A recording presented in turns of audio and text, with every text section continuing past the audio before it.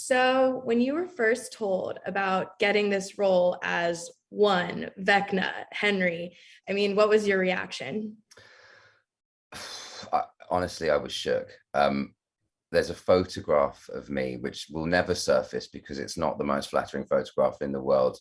I've got it was hot over here in LA, and so half of the couch is sticking to my back, and I'm like in my just shorts, and it was like the world just stopped moving.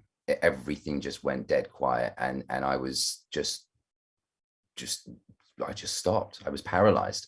Um, Amazing. I just filled with just gratitude and shock, basically.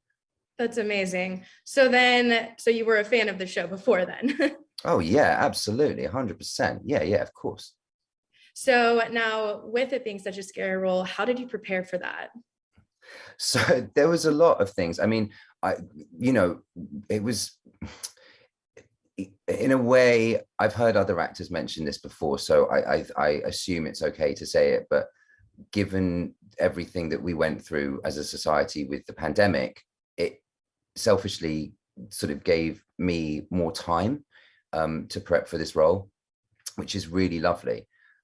So I started with Vecna, is what I started with. I built a mood board. I started with Will Byers and then sort of spread out the whole universe and then went out to more references that I was just pulling in from personal, and then also just like visual elements from the show and from the script itself. So like fire and things like that.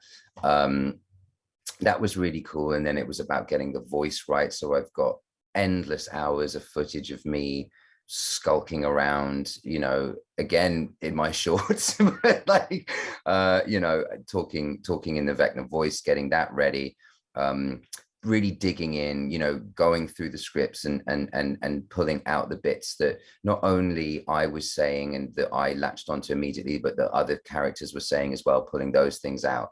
And then I stuck them all over my wall. I mean, like, I even have it now, I'm prepping for something else. So behind me here, I've started to like make my notes for my next project here. And then I watched as much reference as I could. I mean, I watched all 9, I think, Hellraisers, which was great fun. So Vecna was great. And then I started to prep Henry and One and build this story and the feeling, and just latch onto the feeling, gravitate towards that, grasp onto it, and then they both kind of met at the middle and then moved along together. It was fantastic. As an artist, it's the thing that we relish the most in the world. It reminds me of exactly why I do what I'm doing. It's that obsessive nature that's in me that wants to just go, and it was great, such fun. Very cool. So, when you read that script and you found out that you were the missing puzzle piece, you were that twist that kind of gave everybody this, new light on the show to give us all an understanding. How does that feel? I again, it's a blessing. I never saw it. It's funny. I always saw myself as a small part, and I see myself as a small part in a very, very big, big machine. And for me, as a performer, my job is to service the needs of the greater good. This isn't about me. This is about something that's more. And I just wanted to do that as well as I possibly could do, and with every ounce of me that I could give. In terms of the character, it was just one of those things that it's so meaty, it's so deep and complex and a joy to get into. So that was, for me, on a personal side, just the thing that I relished the most. I was like, fantastic.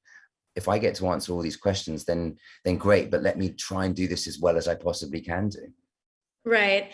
So the makeup and the costume, that viral video of you transforming, you're drinking Starbucks, you're on the phone, it took a long time, so I understand. But, what was that process like? It was amazing. It was very intense. we it took about 7 hours on average to do the whole thing. It's Duncan Jarman, Barry Gower, Mike McCash, Nix, and Eric Garcia. And we became a team. The first time we put it on, it took about 8.5 hours. And then as time progressed, we sort of got much more into a flow. We would listen to a lot of very heavy music during that time, and just really kind of, dig in, as it were. And as time progressed, that flow and that way of kind of getting into it became easier because we all knew what we needed to do. But there was also a point where I called Britt, who I'd worked with on Twilight. She's one of our PAs, ADs, and I said, Britt, can I have half an hour just after we've done the application, just to kind of sit and recenter and refocus, so that when I go out there, I'm really like in the game and in the zone. She was like, absolutely. So it was a very lovely, organic, beautiful process, and I was very, lucky to work with the people that I worked with on it. Very cool. Now, one last question. If you're up against Vecna and you got to fight, what would your song be? Oh, I've answered this question already, Elizabeth, so I have to keep going with the same answer, I'm afraid. My naughty answer for clickbait is always going to be Miley Cyrus's Party in the USA. But my honest answer, my sort of real Jamie answer that came up when I was first asked this question is Placebo's cover of Running Up That Hill by Kate Bush. I love Kate Bush, but I love Placebo. So the two together, just gorgeous, gorgeous, gorgeous.